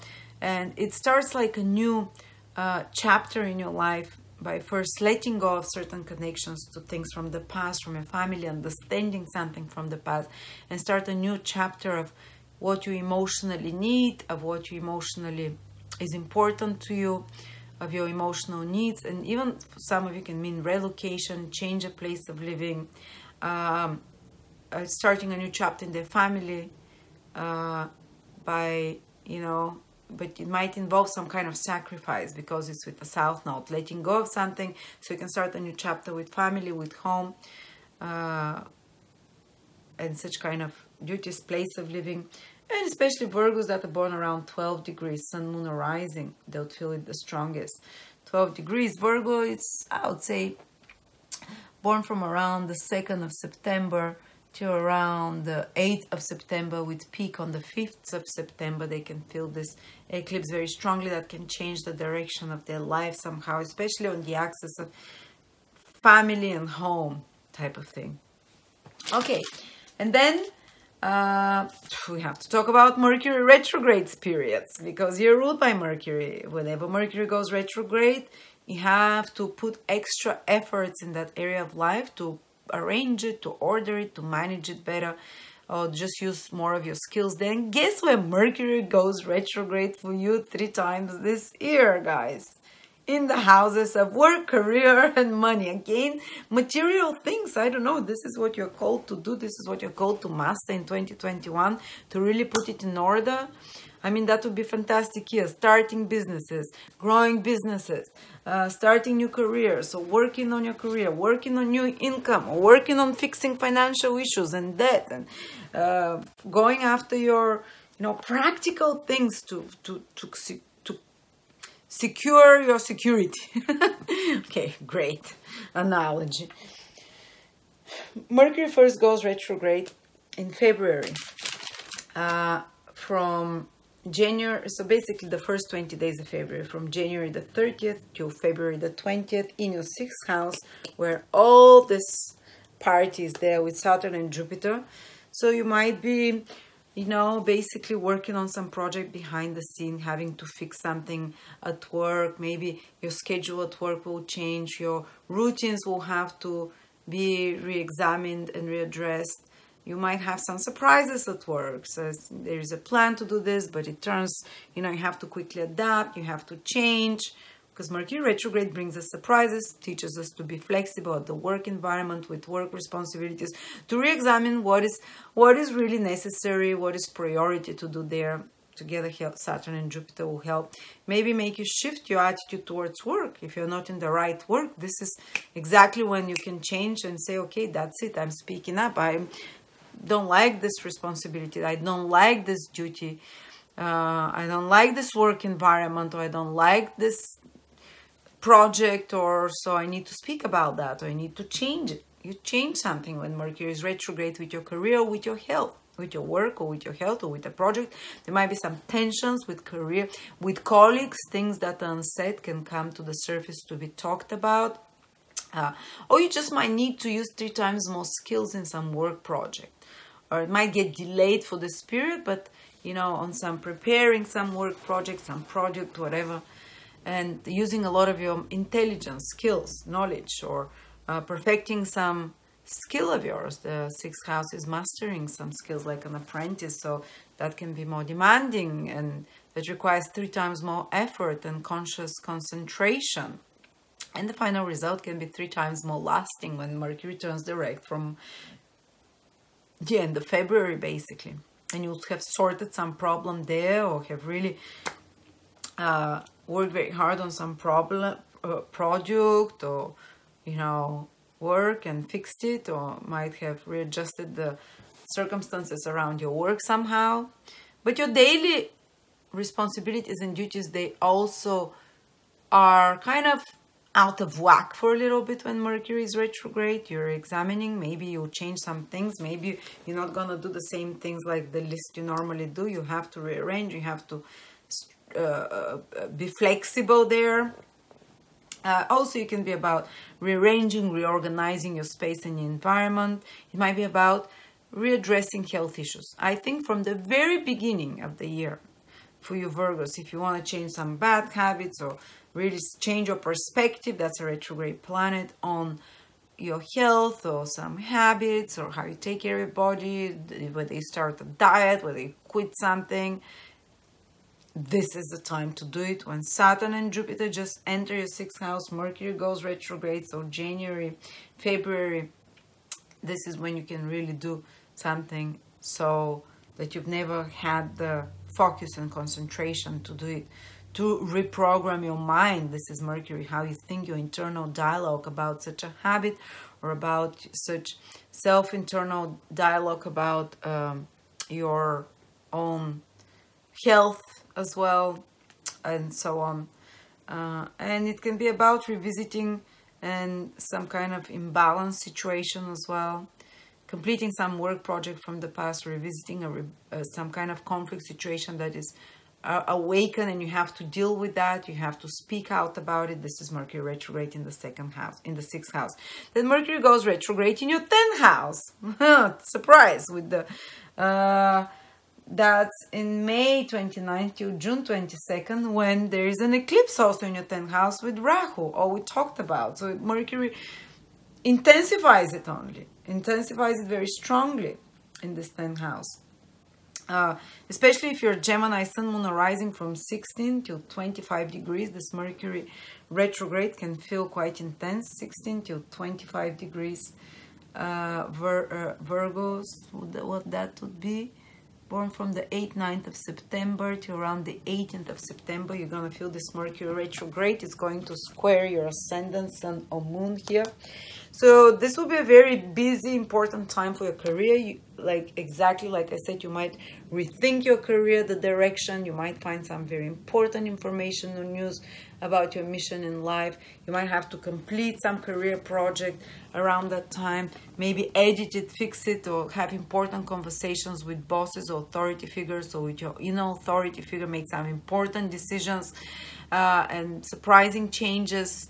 Rethinking the direction of your mission, of your career. You might be working on some project that requires a lot of mercurial energy, 3 times more efforts on that, like writing, speaking, calculating, marketing, advertising, trade, sales of any sort, anything that uses the imagination or the mind or communication skills and your natural skills that you've acquired, acquired skills, you will be required to use 3 times more of those around this June retrograde period.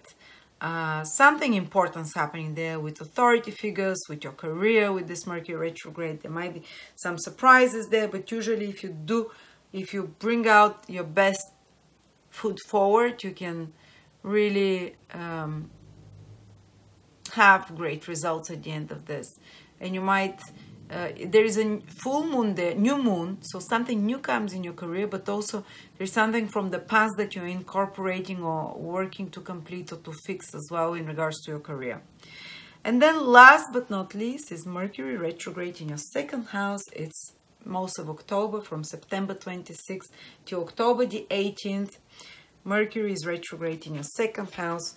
So September, October, you're working on finances. You're rebudgeting, reinvesting, refinancing, or maybe making a different plan for your finances, or maybe needing to use to re-examine your accounts, or maybe needing to don't take financial risks when Mercury is retrograde there. There might be certain expenses for things from the past that come up, or certain financial decisions from the past you've made that bring their results, or that you see the results of now, or there might be some repercussions for mistakes made financially in the past that become clear now, or certain expenses based on previous actions that appear right now. But overall, I think because Mercury makes a lot of good aspects from there, I think it will have, like, you re-examining your finances, maybe looking for alternative methods of finances, maybe digging deep and learning more in depth practical information about money, about resources, about investments, how to use your skills, how to use your intelligence to manage them better. Some crisis situation might trigger into that, but the final result is that you might have acquired way more different outlook on finances, on resources, on your self-worth at the end of this. Even if there are some financial stresses at the end, usually a person might have more stable, well-organized financial situation and more resourceful financial situation as well. Money, career, responsibilities, funny. But also I want to give you the periods Mercury is visible, because when Mercury is visible, it rules you. You'd feel in your strength, you'll be able to manifest those parts of the year best. You know, something tangible, materially tangible. You'll feel heard, you'll feel noticed, you can move forward ahead. Even if Mercury is retrograde at those periods, you can move forward and your actions will have an impact outside. It will be noticed. So that's perfect time when Mercury is visible to do important mercurial activities connected to your career, because Mercury rules your career, to your life, to your health. Important statements, starts businesses, launch projects, whatever it is that Mercury is all kind of business. Do it when Mercury is visible. Mercury is visible from January the 8th to January 31st in your 6th house. So things connected to your work and career, definitely, and health, that can manifest strongly. Then Mercury is visible from the 20th of February to March the 11th. Again in Aquarius, continues the same theme. Work, career, health, worldly responsibilities. But, you know, it's visible. Then it's visible from April 26th till April 27th till May 26th. So most of May, basically. Most of May is in Gemini. It's connected to your career, and it gets born in Taurus. So some opportunity to study can come to you around April, the end and the beginning of May. And then it goes, it's great for if you want to do something public, to launch a project, to start a new career when Mercury is visible, even though it will be retrograde at some point. Then is it May?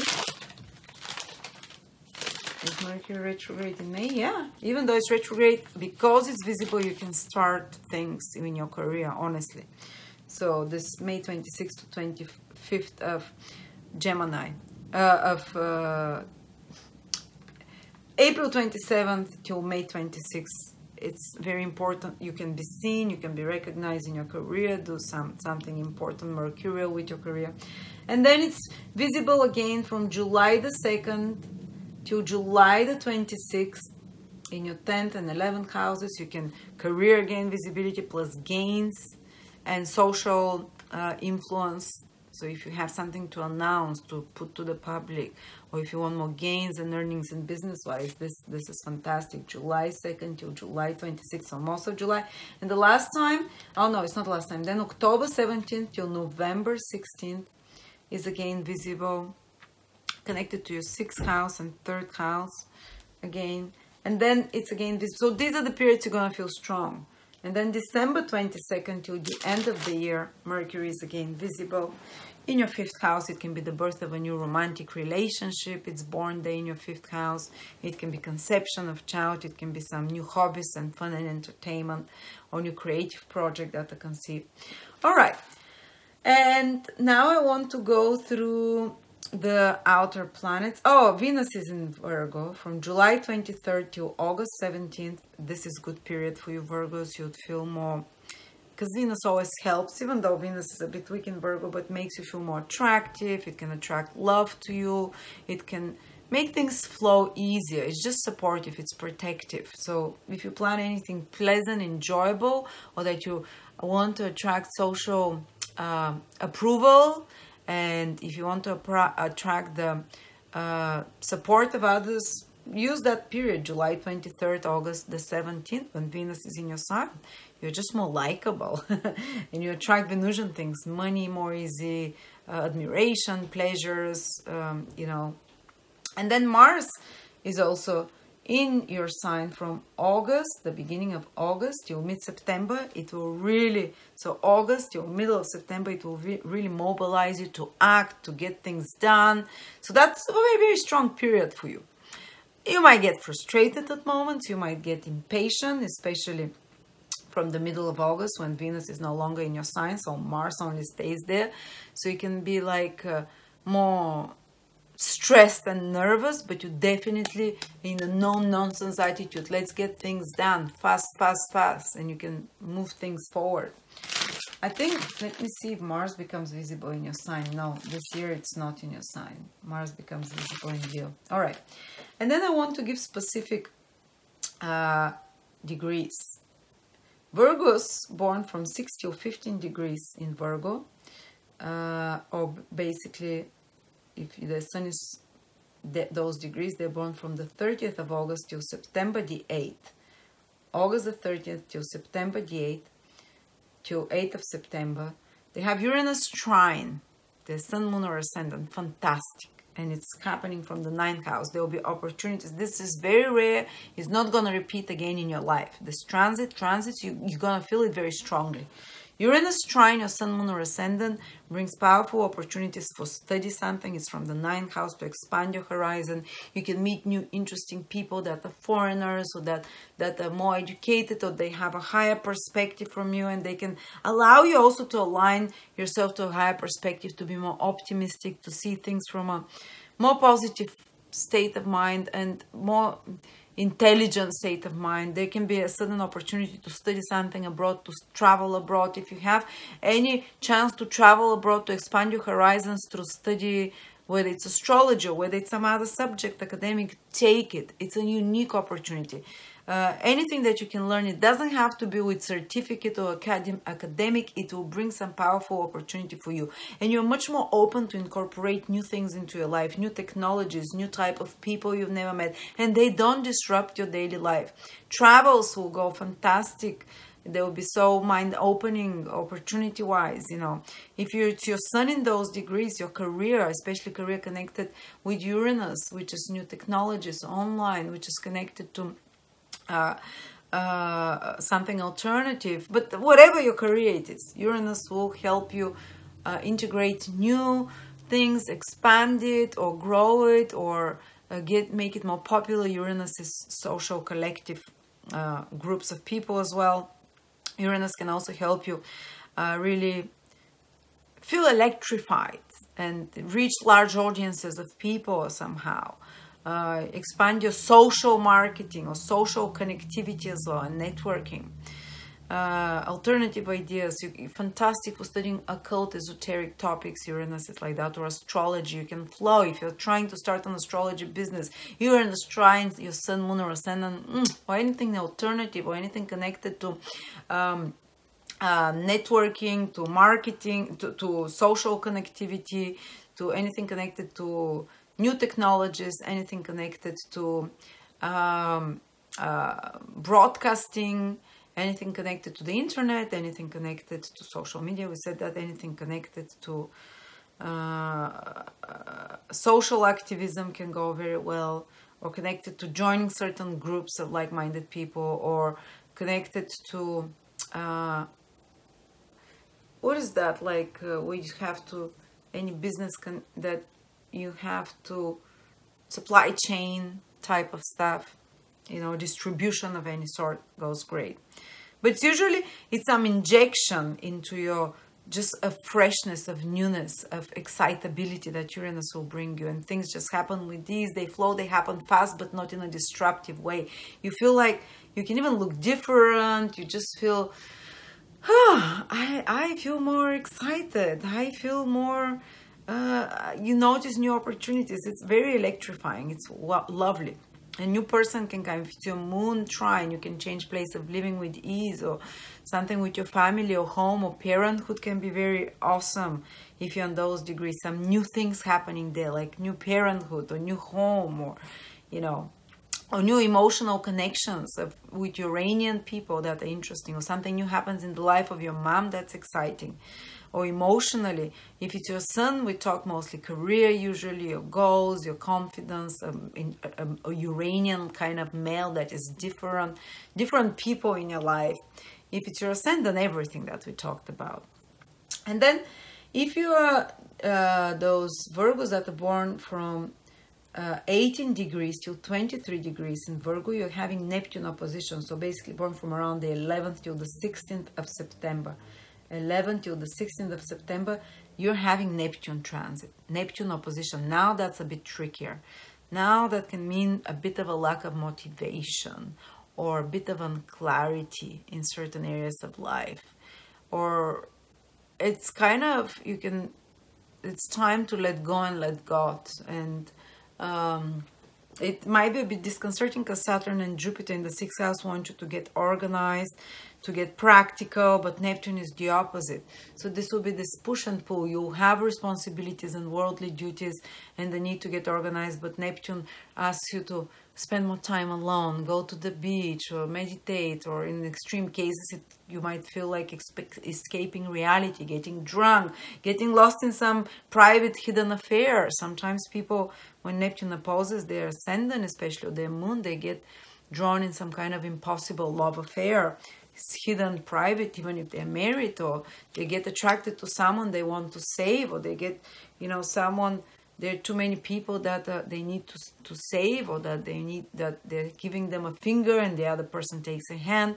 But it can be kind of like very romantic idealization of someone, or if you're in a wrong relationship, or a relationship that is a bit stale, you can start feeling dissatisfied and looking outside and yearning for someone behind, you know. And if you're in a relationship, sometimes it can dissolve a relationship which is not the right one. You can discover certain secrets that you are not aware of. First you idealize the person, and then, while Neptune, within that Neptune transit, is usually you discover something that is either you project it onto them, they never promise it on you and you feel dissatisfied, or you and it might not be just emotional relationship, it might be business partnership or a client that you get, wow, I was really misled about this person, I really thought this about them, but look what it turns out. You can discover such things. It's very important if you're entering a relationship, or if you're in one, instead of being susceptible to kind of delusions that are possible with Neptune opposition, to advise with someone, to talk it out with a counselor, advisor, or someone else who is thinking more rationally, so they can help you with to see through that person. It might be even someone that promises you something, or cons you, or misleads you. Be careful. Also, I advise you, don't mislead or con others with this position. You might just want to string on someone and lead them on because you don't want to be single, but you know, you don't want to, you're not fully in love, but you don't want to be single, and you do this to someone, and when Neptune is around, and you create the karma for someone else to do this to you. Or there might be sometimes a situation where you're craving or yearning for someone that you cannot be with, or they're involved with someone else. Sometimes such things happen around Neptune. A positive manifestation of Neptune is that it spiritualizes you. If you're in any career that is healing, helping, medicine, spirituality, music, artistic, creative, imaginative careers, they can go very well. It's despite the opposition, like I've seen people in film stars and stuff make it big when Neptune makes hard aspect to their sun. Any Neptunian career, healing, you know, medicine stuff, that can be good. That can be quite powerful. But also it can mean falling in love like a child. Honestly, falling in love like so romantically, if it's your ascendant in particular in those degrees, even the moon, the sun as well. But it's someone usually that is more Neptunian in nature. Okay, this is the very highest manifestation. If it's not someone who can mislead you, it's someone that is like, wow, my soulmate.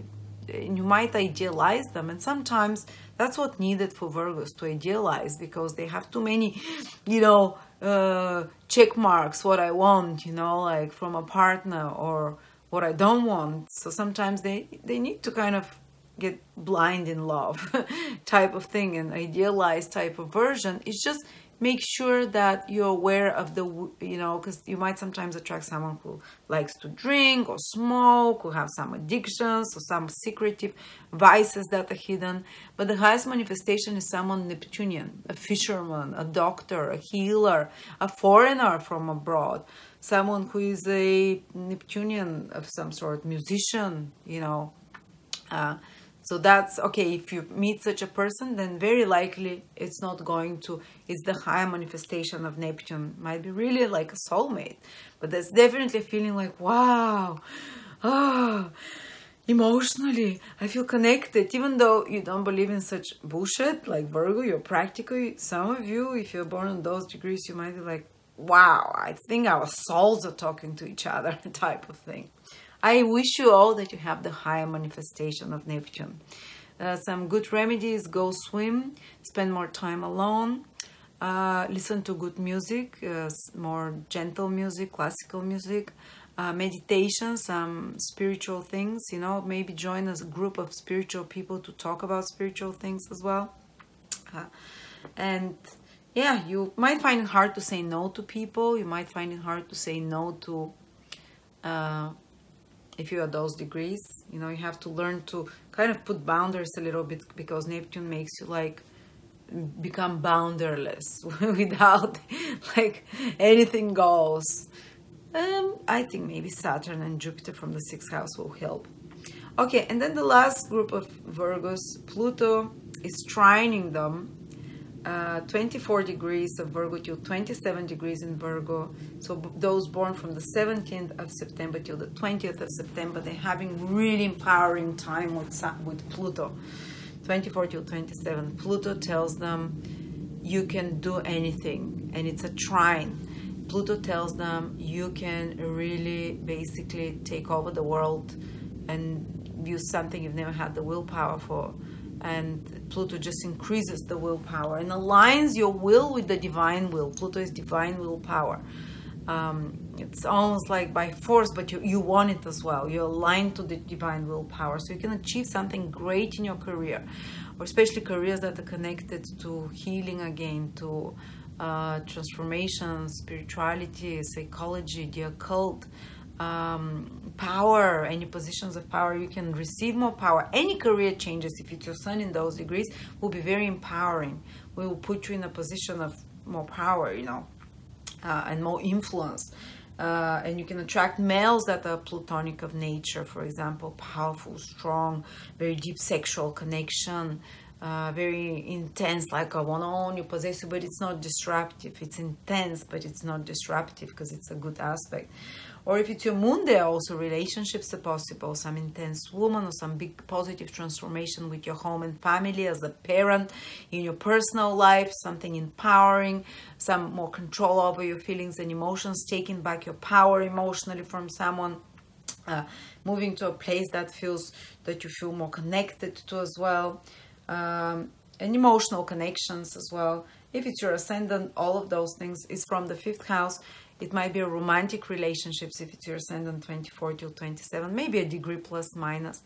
That romantic relationship that is extremely intense, sexual, deep, transformational, a bit some power struggles likely, but it feels right. It's not like you're just wishing, dreaming for them, but nothing is happening. No, it's involved, it's intense, it's transformation. Also transformation through a child or through a new hobby, big empowerment through a child or through a new hobby, a new romantic relationship, or reinvigoration of your love life romantically, or reinvigoration of your excitement for life.